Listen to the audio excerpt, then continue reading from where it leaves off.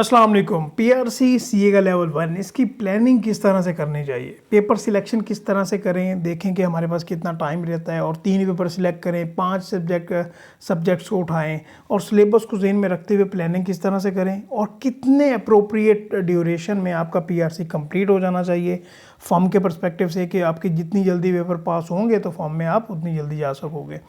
और success formula क्या होगा, अगर जल्दी जल्दी पेपर पास करने हैं तो किस फार्मूला पे अमल किया जाए कि हमारे पेपर जो है वो जल्दी जल्दी पास हो जाए।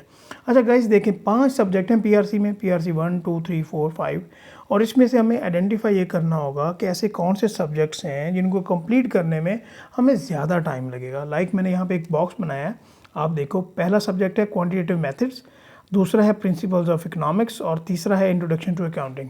ये 3 सब्जेक्ट्स हैं जिनको कवर करने में आपको थोड़ा ज़्यादा टाइम लग जाएगा, ठीक है। ये कॉम्प्रिहेंसिव सब्जेक्ट्स हैं। बाकी जो 2 सब्जेक्ट्स हैं कंपैरेटिवली अगर बात की जाए तो आपको कम टाइम में वो आप कवर कर सकते हो, ठीक है।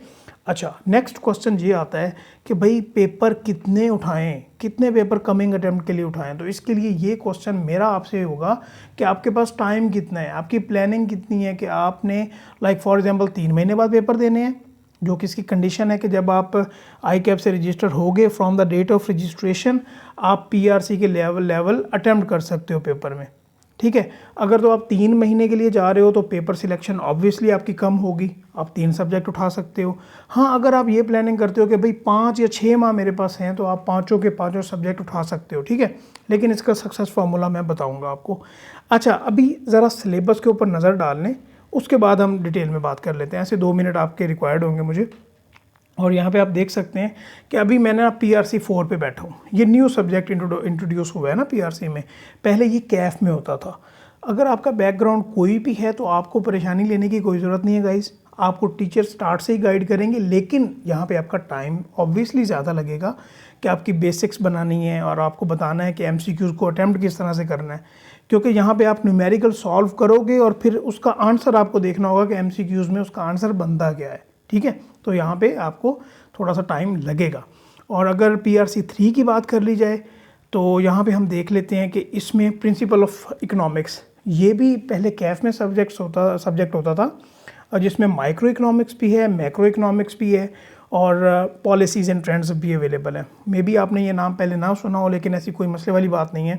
ये आपको बताया जाता है कि एक्चुअली इकोनॉमिक्स का कॉन्सेप्ट किस तरह से है। तो ये भी टाइम टेकिंग है, इसके ऊपर भी आपका अच्छा खासा टाइम लगेगा। एंड मोस्ट इंपॉर्टेंटली ये जो अभी क्यूएम का सब्जेक्ट मैं आपके सामने लेके आ रहा हूँ, ये पीआरसी 2 आप देख रहे हैं, इसमें 5 सेक्शन है, ABCD।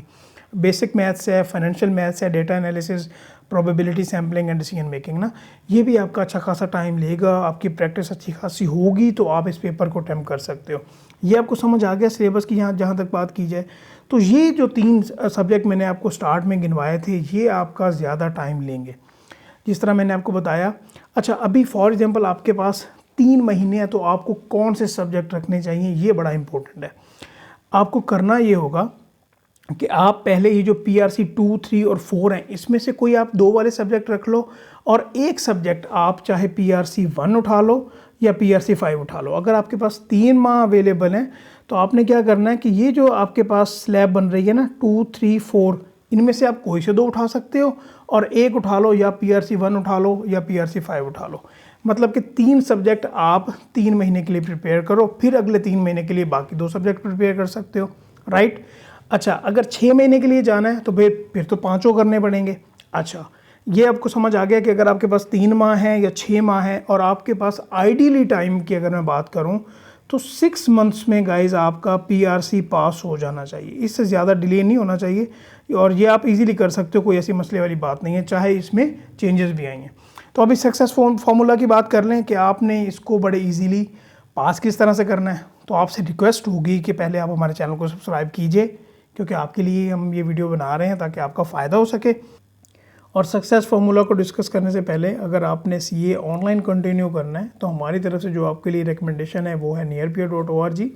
आप इनकी वेबसाइट पे जाके इनके ट्रायल लेक्चर्स पढ़े हुए हैं सब्जेक्ट वाइज, आप उनको देख सकते हो।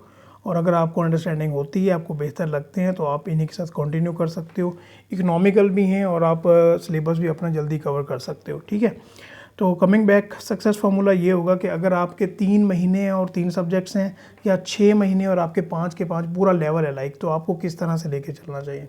देखें, नंबर ऑफ़ आवर्स प्रैक्टिस जो आपको किट होगी, चाहे वो आपको टीचर खुद सजेस्ट कर रहे हैं या आप आई कैप की स्टडी टेक्स्ट से कर रहे हो या प्रैक्टिस किट से कर रहे हो, तो आपकी प्लानिंग एक्चुअली किस तरह से होनी चाहिए। देखें, अगर आपके जिस तरह फॉर एग्जांपल मैंने आपको ये कहा कि आपके 3 सब्जेक्ट है ना, ठीक है यहाँ पे, और 3 सब्जेक्ट में भी 2 मेजर हैं और एक मैंने आपको बताया था कि 4 या 5 से करने।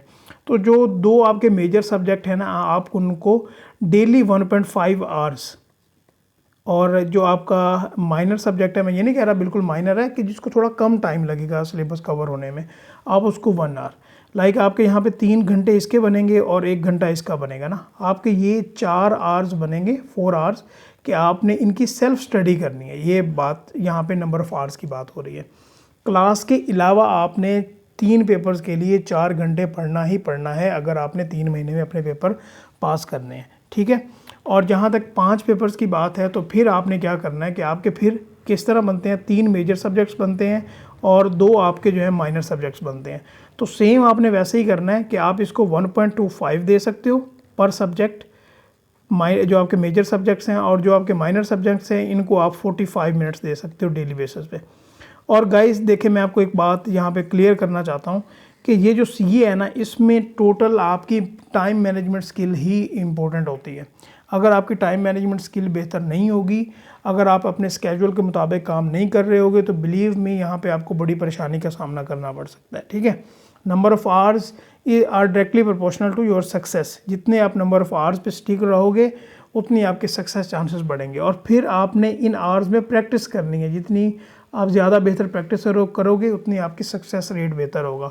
और आपने इस प्लान के ऊपर स्टिक रहना है। इंशाल्लाह आप देखोगे कि अल्लाह ताला आपको सक्सेस प्रोवाइड करेंगे और आप इजीली अपने 100% पेपर पास कर लोगे। ये मेरी तरफ से आपके लिए ये वीडियो थी। अगर आपको अच्छी लगे तो आपसे रिक्वेस्ट होगी कि लाइक ज़रूर कीजिएगा और चैनल को भी सब्सक्राइब कीजिएगा, अपने फ्रेंड्स के साथ ये ज़रूर शेयर कीजिएगा। Thank you so much. अल्लाह हाफ़िज़।